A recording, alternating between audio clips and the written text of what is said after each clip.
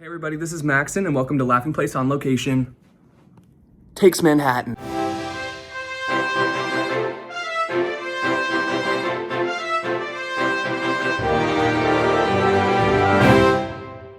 We are on the East Coast celebrating Disney on Broadway with D23, going to a couple events, just experience the magic of theater and the magic of Disney. While we're here in New York, our main objective is we are going to be going on a tour of the new Amsterdam Theatre. The new Amsterdam Theatre opened in 1903 as a Broadway style theater, and it operated as such until 1937, where it was converted into a movie palace.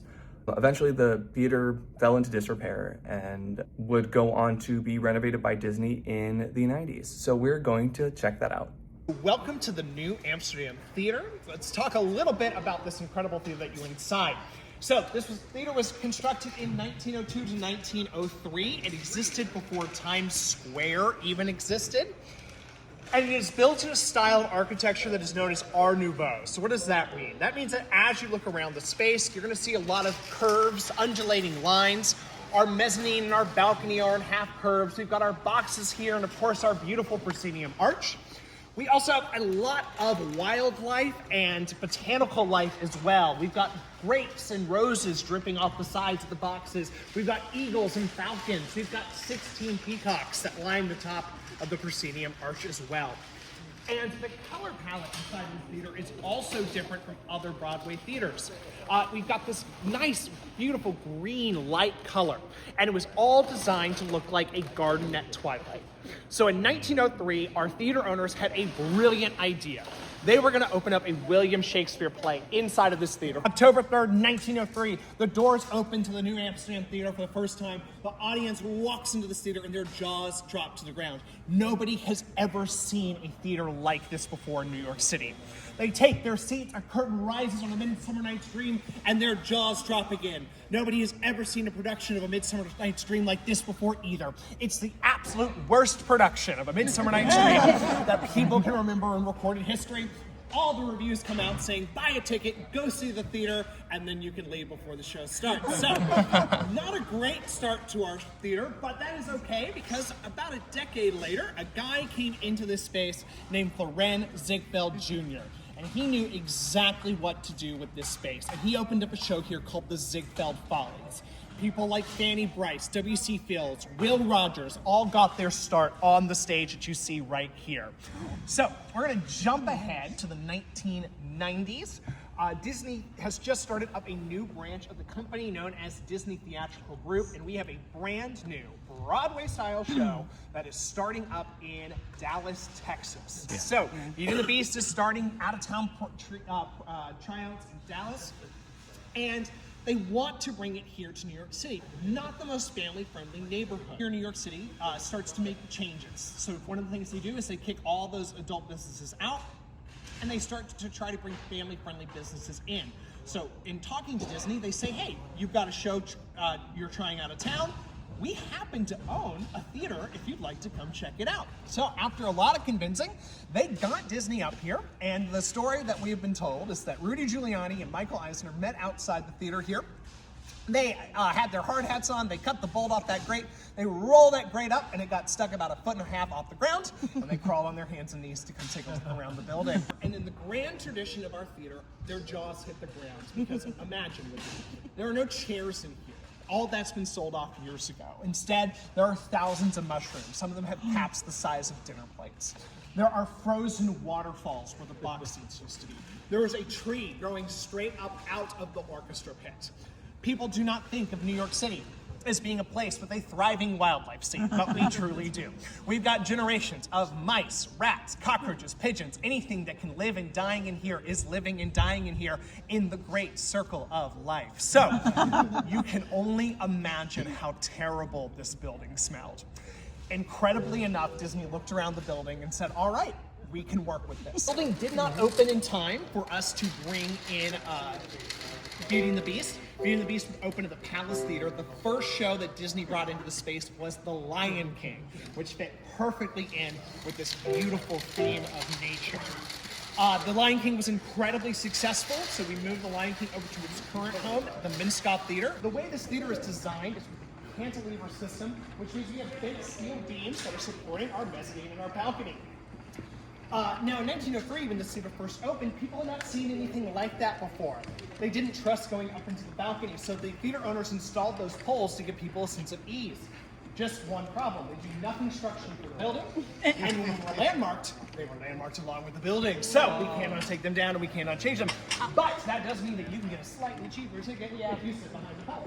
Now, if you look up the very top there, you can see that bridge right here. So I mentioned earlier, you can really see them now. You're going to see those four ladies on swings. They're 12 feet long, 500 pounds apiece. Those represent the points of the compass.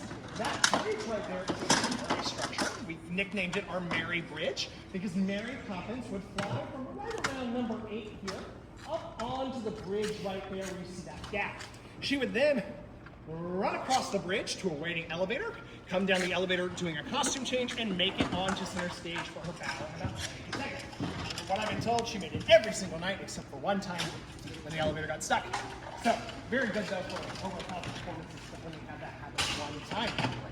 To bring your attention here to the stage, this of course is currently our current show, Aladdin.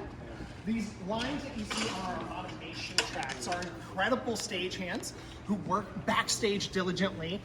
They are hooking these set pieces, ginormous set pieces, onto the tracks off stage so that when they come onto the stage, it all looks like it's seamlessly done by magic. After our fun history lesson, we got to see some of the amazing props and costumes seen in other Disney on Broadway productions like Mary Poppins, Frozen, The Lion King, Newsies, and more.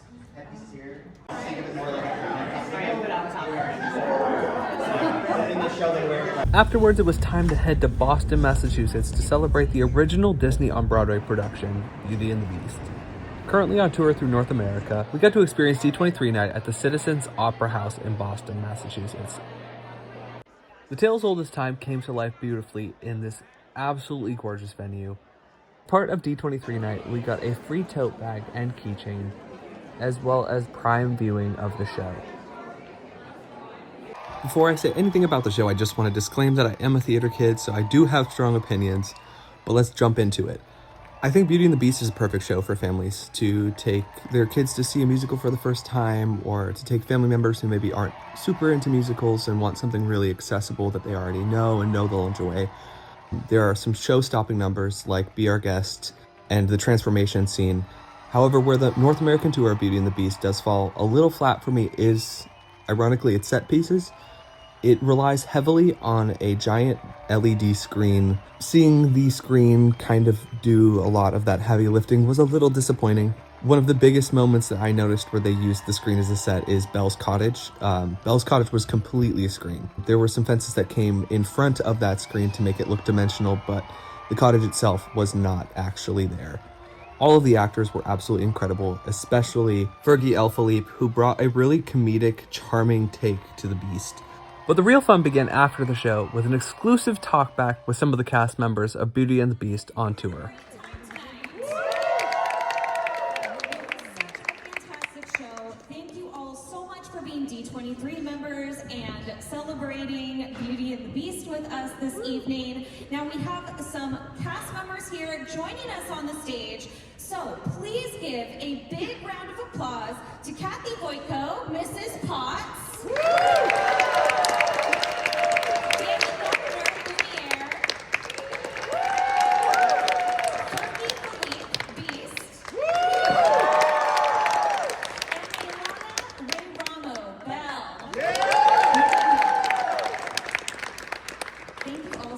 Joining us. Can we give it one more round of applause?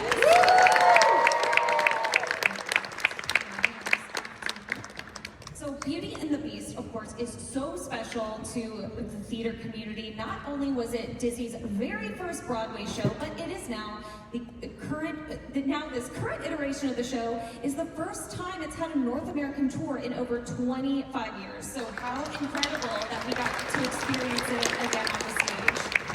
Now, I would love to have each of you share, how were you first introduced to the Beauty and the Beast stage musical, and how does it feel to get to share this show with others? Hi guys, I'm Elena, nice to meet you. I was first introduced introduced to this show actually with the animation. I grew up singing it in my basement. Belle was always my favorite princess. And then actually, when I went to Disney World when I was in early middle school, I saw the Beauty and the Beast stage production that they have like in the little park. And I remember looking at my mom saying, "Mom, I want to do that one day. I want to be Belle." And so I would go home and like clockwork every single day I would listen to the soundtrack on karaoke on YouTube and sing it 24 hours a day. And here I am now, so it's the biggest dream come true.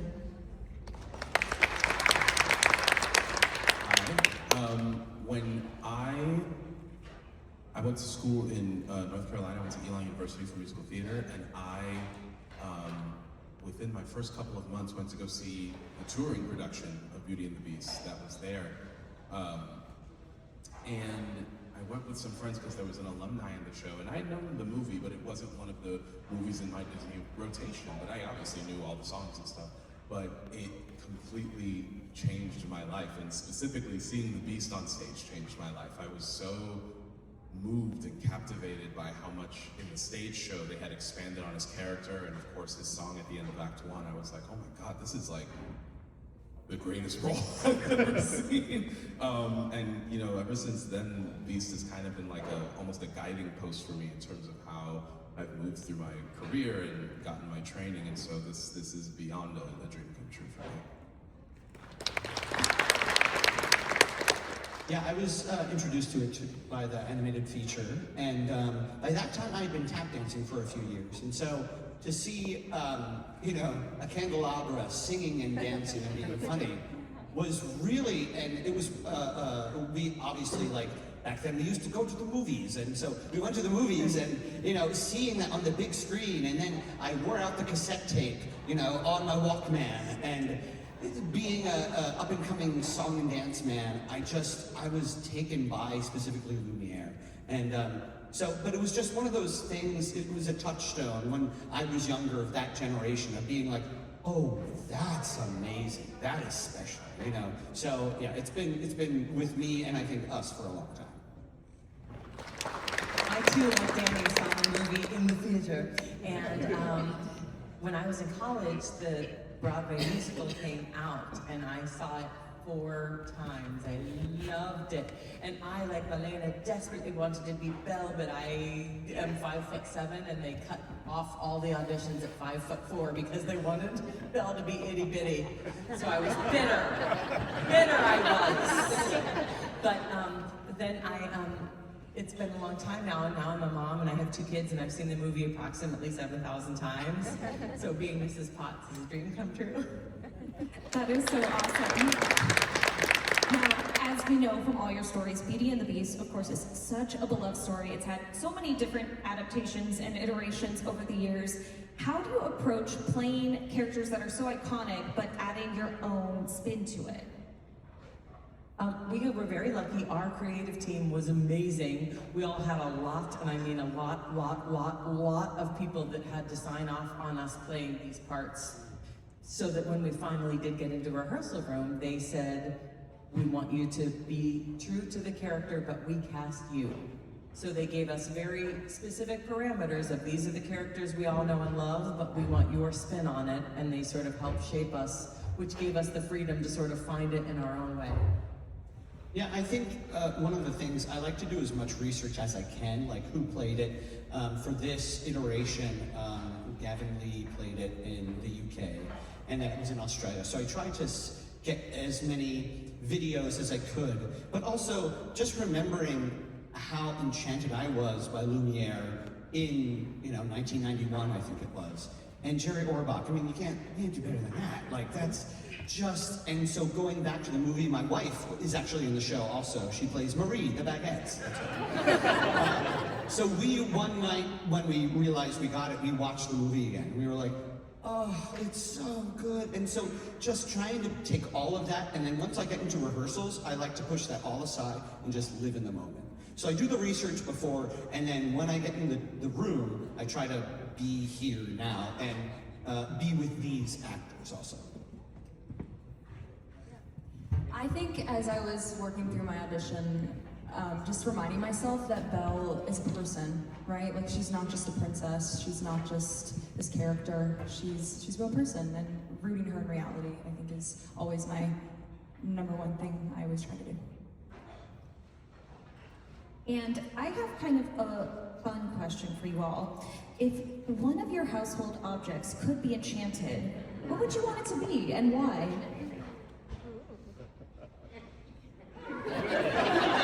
She's been thinking about this. I would like my coffee maker so that I never had to make the coffee again.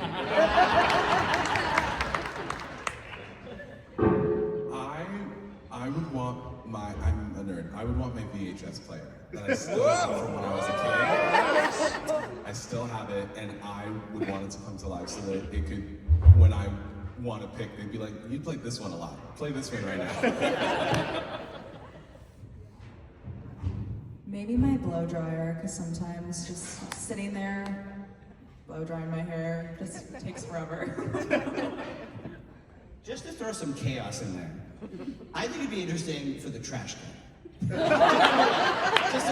just like, really, I have this character in my head. It's not, it's kind of Oscar the Grouch, but just kind of like, what is up?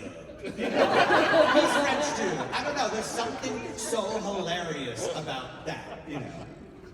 All amazing answers.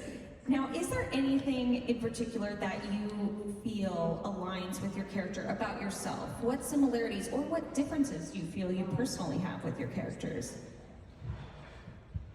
The hair and the amount of raw meat he eats.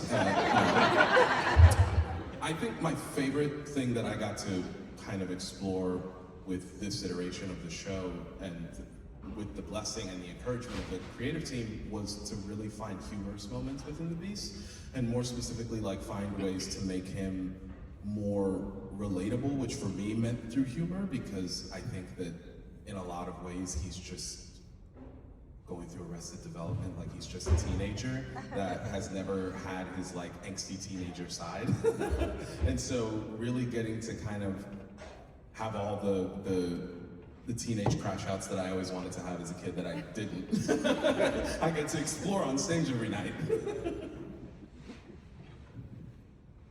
I think the great thing about Lumiere is that he brings such love and light into the room, and I try to do that in life, you know, try to be the positive and try to, you know, and so I try to live up to those standards that he kind of sets, that all the people who came before have played the role, that have imbued it with, and so yeah, I think I aspire to that and also relate with it, you know, so yeah. I think conversely, I am dark and angry, just like Mrs. Potts. So no, I'm just kidding. I am Mrs. Potts, I would say, in real life, so I'm not acting. That's just... There are parents, it happens naturally, there are parents of each cast, and she is our mother.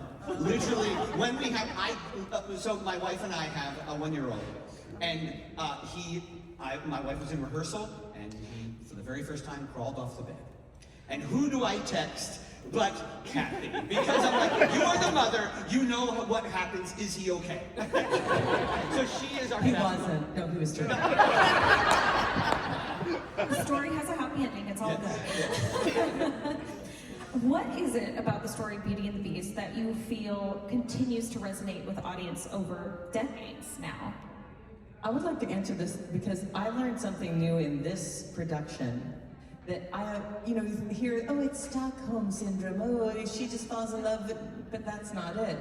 They connect in our production in such a, you feel weird, I feel weird too. You feel awkward, I do too. They connect in a whole different level. And Linda, our writer, Linda Wolferton, who wrote the original screenplay, who also wrote this, was in the room with us, so we got to ask her questions, which was delicious. But she said something that rang out with me, and I think about it every single night, that for her, it's a story about making a terrible mistake and choosing to make better choices to have a better outcome. And I think that is, I never got that before our version, and when she said that, even little things like when I say, learning you were wrong. I never heard that line that way until Linda said that, and it really, and I think that Fergie and Elena and our Bells and Beasts really tell this story in a unique way, and I'm so proud of them and delighted to be here. Yeah, she did it. Nothing else to add. It was perfectly said. I was told right before we came on that they would love to hear a couple of questions from. We don't have a ton of time, but a couple of questions from a couple of you because they always like to hear some unique things the audience says. I love it. I saw your hand shoot up very fast, so if you don't mind projecting what your question is. It seems very obvious in this level of the production that there was a little bit of inspiration taken from all the original animated movie, Broadway production, and yet the newest live action edition. What elements or pieces did you all feel that you could pull from each one to turn it into your own specifically? One of the biggest benefits to what you just, everybody heard that, right? Everybody heard, great. One of the biggest benefits was that the creative team that we had for this production was the original creative team for the Broadway production. And so, and Linda, who also worked on the film and wrote the film, and Kaz, who is Alan Menken, Michael Cosrin, who is, he's part of what they call the Menken gang. All these people who work with Alan Menken, who know his music inside and out and are able to kind of work with us to make sure that we're staying true to it. And I think one of the amazing things about being able to get that perspective is, while they were very kind, gracious, open in letting us explore these characters, they would be like, your character wouldn't do that. And I think for a lot of actors, that's a very new thing to experience, but when you're dealing with, going back to what you were saying earlier, with iconic characters like this, an iconic property like this, having that reference point of people who've been working on this from the beginning to be able to guide you in that very specific production, it's helpful. And I think that's something that we're able to do is, we get all of these different source points, and then we get to just kind of choose and pick. And so for me, what I love about that live action film is that it's so grounded in reality. It is so true to trying to tell the story in the most realistic way possible. But then the grandeur of the Broadway musical, I mean, the absolute spectacle of it. And then of course, just like the warm feeling of the film. And me being able to kind of pick and choose and not feel like I had to pick from one source, right? I could be able to pick like the realness of one and the grandeur of one and the warmth of the other, and find a way to play with it. And then not only do I have to do that like on my own and hope for the best, I actually have a crew of people who can tell me, you're in the right direction or you're in the wrong direction, try this. And so I think that we kind of had the best of all worlds to be able to explore all of those possibilities. That's a great question. Yes, if you don't mind projecting. Yes, I have a question for Kathy, who plays this past show right here. Have you actually met the original actress who played the voice in this Impossible, Angela Lansbury, who also starred in the Emmy Award-winning show, where she wrote a show, which was also in another animated film, Park, which is actually part live action and animation. Remember Bedknobs and Broomsticks? Yes. 71, it was 20 years before. Have you ever met Angela Lansbury? I'm sad to say that I have never met her. However, I'm more of a nerd than you, that I've been a fan of her Broadway work. Dear World, Mame, like there's so many. She's Mrs. Lovett. I mean, I got a Bachelor of Fine Arts in Music Theater, and she was my Bible, so this is a dream come true, and I love that we get to hear her voice. I mean, it's no pressure on me at all, but she starts off the whole show with her narration, and we're so fortunate that they were able to get her to do that. But no, I wish I had, so that's one regret. All right, I think we might have time for one more. I see you in the front row, your hand up.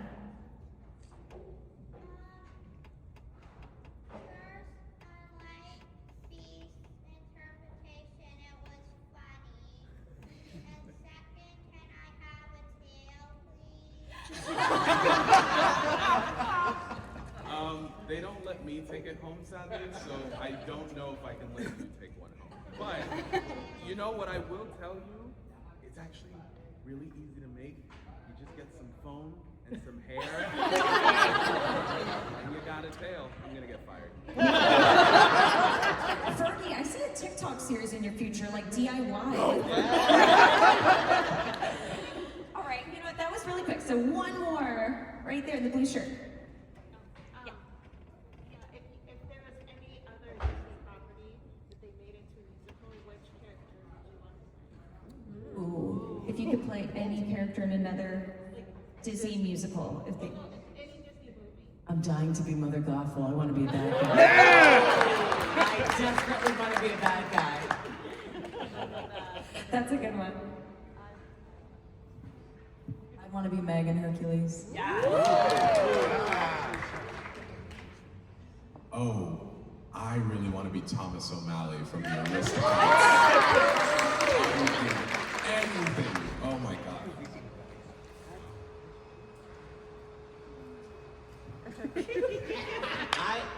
I love Dick Van Dyke, and thank you. And so I've played Bert twice, but I would love to play Bert again in Mary Poppins. It's very similar to Lumiere. The love of the world and the magic that he has is really, really special. And before we wrap up, what would be a word or a sentence you would use to kind of describe what this experience has been like so far? This whole touring experience. Family.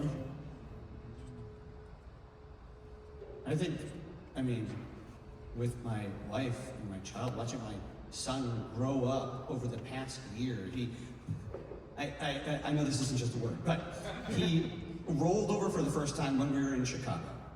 He crawled for the first time when we were in Dallas.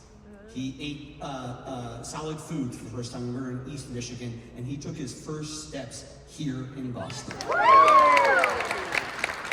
And it's life-changing. Like, to play this role, but to bring my family along, it's life-changing.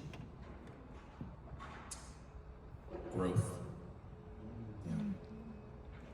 Magic, because truly, like, every single day getting to tell this story to people is just actually the coolest thing ever. Yeah. I love that. I think everyone here felt that, right? You definitely could feel your guys' passion and the magic of this show just in every ounce of every second. It was incredible. But I would love if we could give them all one more round of applause. And is it okay if you guys don't mind standing and they could take a group photo of you all? Let's give them a round of applause. Amazing. Thank you so much. Thank you so much, everybody. Give one more round of applause to Kathy, Danny, Courtney, and Elena. You silly toes!